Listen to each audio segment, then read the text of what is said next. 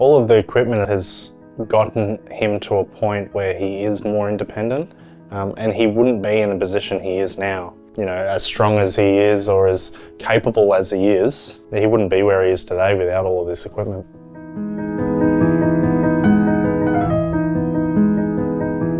So we've been together for 9 years and we weren't trying to have a baby, but the best things happen unexpectedly. Yeah, so when we found out initially that we were pregnant, we were really excited. Very exciting moment that you obviously want to share with your friends and family. Michelle wanted to surprise me as well, so she got a little box made up with the little baby shoe and the pregnancy test and surprised me with it. That was a nice moment. And Chris's reaction was, "That's not a mug." I was like, "No, that's definitely not a mug." Yeah, she put it in a box that was for a mug, so I'm like, oh, expecting that, but it wasn't. I'm like, oh, that's not at all what I was expecting. So we started to realise that Cody might be different at our 12-week scan.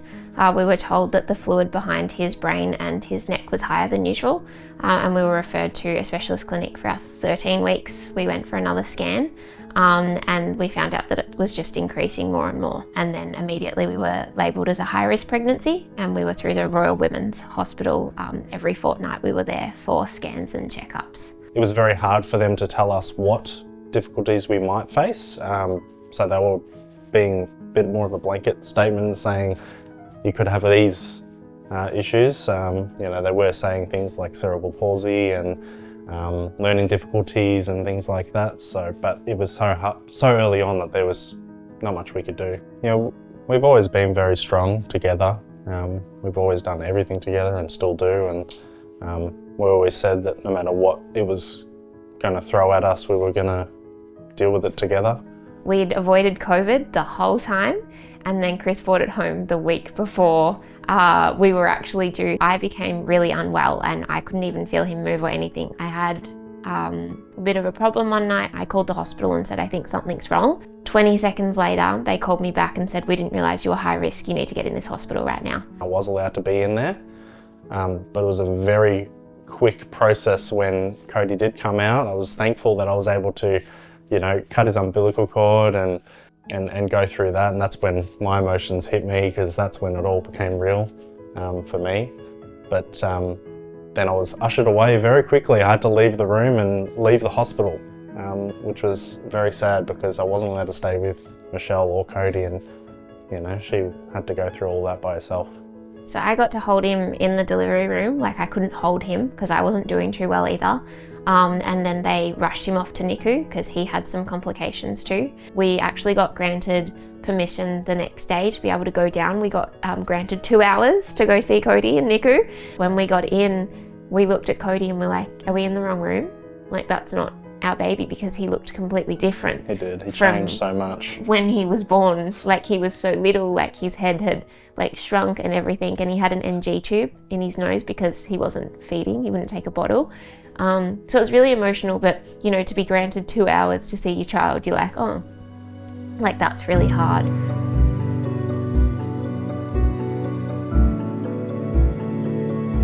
Cody has been diagnosed with cerebral palsy. He also has a extremely rare chromosomal imbalance, which is a terminal deletion of one part and a terminal duplication of another. This will affect Cody in ways such as his speech, his learning, delayed development. He also lacks the ability to eat, so he is actually fed through a peg in his stomach. He also has low tone in his core, so he lacks the ability to walk unaided, which will also mean that he will need a wheelchair in the future as well. So Cody's day, he's not able to do anything for himself. He can get around independently in his walker. That's the only independence he's got. He loves using his iPad, which he's very, very good at. And he loves watching the Wiggles. So it's the Wiggles all day, every day. Yeah, so you really can't leave him at all. We can't just pop him on the couch to let him watch Wiggles, because we have to have him buckled in and safe and supported, or we're just carrying him around the house. And it's hard on Michelle because she obviously is his main carer. I'm off at work most days and she has to deal with this a lot of it by herself unless she's got support with her physios, OTs. I'm a very positive person, and you've got to be, because you can't just sit in the corner and cry. It doesn't change the situation. And I think because we're so happy and positive, that reflects on Cody, and everyone goes, he's truly the happiest kid, and he is. Cody requires a lot of specialised equipment, so he does require a special car seat, and it does have a swivel base on it, so it's easier to get him in and out of the car. He also requires a wheelchair so that he can have some independence as he learns to self-propel and experience the world differently, other than just sitting in a specialised stroller that you have to push him around all the time. When I first met Cody, he was 8 months old, so really quite little. He was really cute. And just a happy little boy, and he still is a really happy little boy, which is really nice and makes it fun to work with him. Getting him into the right equipment is really important because of his scoliosis and his hip health. So if we're not getting things in place in a timely manner, he's at more risk of those physical deformities. So his scoliosis degree, I think, was 77 when we last assessed it, so that's really high for a child his age. It's crucial to get the equipment and the extra supports in for those clients at those younger formative years. We're aiming to obviously hit the milestones that any child would be reaching, and we are just looking to provide the extra support that a child like Cody may need to help them hit those milestones and those goals. We're absolutely in it for the long haul. So when we meet a client, we are really building a relationship with that client or with that family, and we will be seeking to be back to support them right through their journey. So that involves the initial assessment and prescription of equipment, but following on from that, the delivery and then the follow-up service to that as well. So working with the therapist, it really is a professional partnership. I sort of see it as the therapist is the professional with regards to the client and all the client's needs and requirements, whereas we are the professionals when it comes to the equipment side of things. Those two working together is what delivers positive results. When he feels well supported by his equipment, he is more likely to engage with other people, and there is a really big difference in him when he's in his equipment versus when he's not. I think it gives him the autonomy to engage in a really lovely and playful way. We as a company offer our services to come out to clients' homes. This can be really, really beneficial. Trialling the equipment in the home environment is ensuring that the equipment fits in the environment, also that it's going to be suitable to the client's needs. Being able to come out to us, whereas, you know, we haven't been mobile that much until recently. And knowing that you're able to hire something, like you can trial it, but then you can hire it too to see if that is going to work long term, or if you should hire something different to then apply for that. It's huge being able to have that, and helps people with their independence and everything that they can do daily.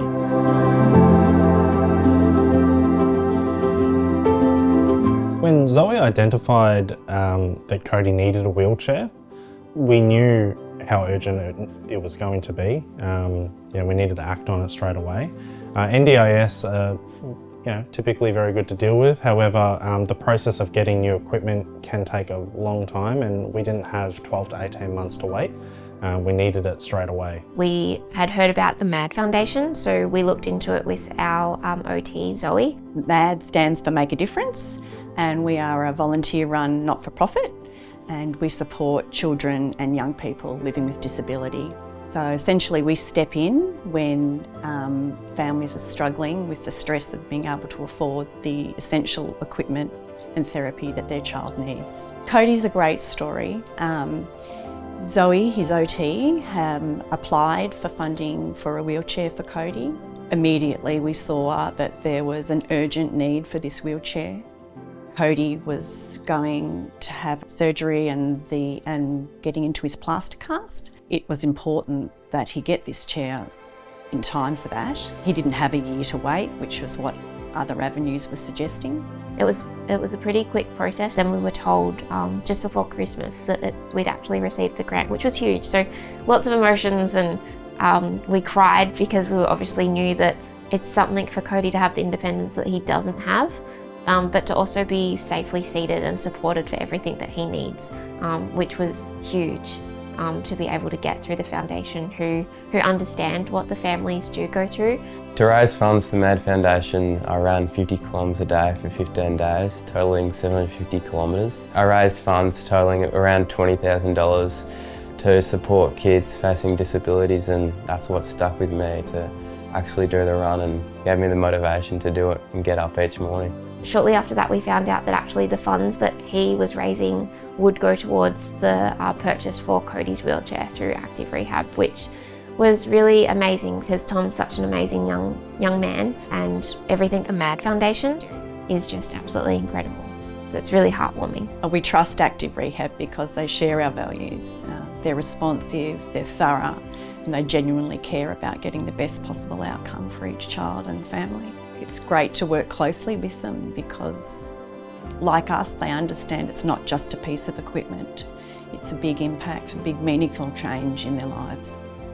I was quite proud when I heard that MAD valued our partnership. We do see a number of pieces of equipment come through funded by the MAD Foundation. We're extremely grateful for their support to ourselves and to our clients. It's nice to know that Active Rehab are with Cody and his family for the journey. This is a substantial piece of equipment that's going to have a big impact on his life, but that they're there to support them no matter what they need in the life of this wheelchair. Because without them, now I'm going to get emotional. Yeah, it's just life-changing to be able to experience things, even though it's so different for us, but for Cody to see the world differently and to have some independence. What they have done is just amazing, and we are forever grateful for them.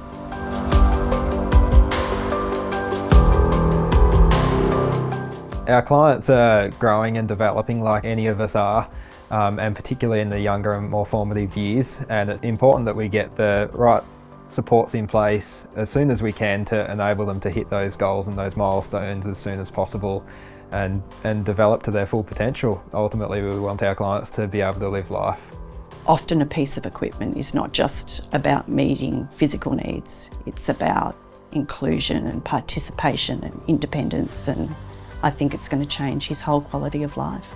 If we could say anything to Active Rehab, it would be thank you, because they're truly the most amazing company that we've had to deal with. The way that they show so much care and compassion, but nothing is too hard for them. You know, everything that they've done for us, you know, and everything that they will do as well. I know that we've got a long relationship with them so far, and it's even going to grow over the years. You know, I think we've got many years left to deal with them, and we're only going to get to know them better. We have the right team behind us, which is important, and without them, I don't think that we'd be where we are today.